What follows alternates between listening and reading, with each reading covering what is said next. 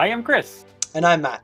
Welcome to Roleplay Chat. We are two game masters who can't stop talking about role-playing games. And today we give you our perspective on how to run a home base. And we're going to give you 6 ways to improve roleplay at your table. And a few weeks ago, we gave you guys a checklist to test if your party was ready for the commitment of having a home base. If you haven't checked that out yet, go and watch that video. It's a lot of fun. And if you have, and you've completed the checklist, hopefully you're ready now to run your game with the home base. Perfect. So the first thing we're going to talk about, the first opportunity that having a home base gives you, is it creates a lot of opportunity to have scenes, to have moments that character can interact. And think about all the moments that define your home base. So the first one would be the acquisition of it, gaining it for the first time, exploring the building. Maybe it's a quest to explore and maybe clearing from ghosts or something. But even if it's just buying a house, just going through it, figuring out who has which room, like which room are the players going to stay in, is a great opportunity to have character moments. And you don't only want to stop at the acquisition, but you want to have these role play scenes happening throughout the progression of the home base. As it levels up, so to say, as upgrades happen, there should be, or try to tie in narrative reasons and have your players react to those moments. It's a lot of fun and creates a lot of fuel for roleplay.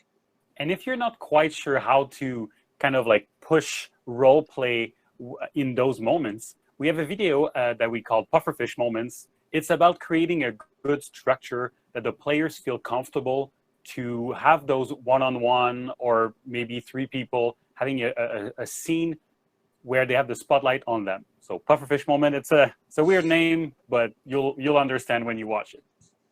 The second way you can run a home base to elevate roleplay in your game is to consider allowing players to have the freedom to manipulate the home base the way they want to. Alter it, change the layout, do what they want and really have their say as to what this building or structure is going to be.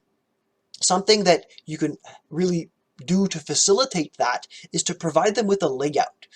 Give them the floor plan of the manor that they've acquired, or provide them with really good descriptions. Often I'm not one to say, write it all out, but in this case, maybe give yourself a couple of paragraphs, flavor text to explain what the space is. And what you'll find that happens often is that by giving a layout or good description, people, your players will want to make it their own. So they'll want to modify it, bring in certain objects, maybe change the decoration. And when you achieve that, you achieve a second level of narrative immersion where they feel attached to that building. And I mean, to add on top of that, Chris, like a lot of these changes, although they may be very aesthetic, it might bleed into small character objectives that they might want to find. Oh, they need a special paint to paint the door a golden color for their fancy estate. Well, next time they're out doing the main quest, they might go and try to figure that out. It's an added narrative element. The third consideration on how to run a home base is make sure it's not just in a vacuum, that it's not just, the goal is not for it to just replace a bag of holding where they can just throw their stuff. You want it to be part of the narrative. And by that, we mean maybe it's get attacked by people. Maybe you have certain NPCs that come to your home base to get your help, and that your home base is part of defending them from an assault that's coming. Yeah, by having the home base really be incorporated in the action, really be incorporated in what's going on in the adventures that are happening, you make the home base feel like it's an actual component in the world, and it reinforces its existence in the setting that you're playing in. It also ties the players to their home base, right? If they need their home base to achieve something that's part of the main quest, the home base is part of the reason they achieved it. It's part of the sense of victory. The fourth consideration to help improve roleplay at your table is to consider the timing in which you give this home base to the party. For instance, in one of my campaigns, I actually gave my party a home base right out of the gate in the first game. And the reason I did that was because I wanted to create as much team unity and cohesion as physically possible. So I made them all part of a crew on a ship, and I gave them a boat that was their home base for the entire adventure. So that's one possibility there. It's a tool, right? I personally, in both of the games I'm running right now, I'm using, I gave a home base as a reward at the end of what I would call the first arc, after the first long-term objective. They get a place to settle, and then they move on to other kind of objective that are a bit more local. But it's a great reward, so consider the timing in giving a home base.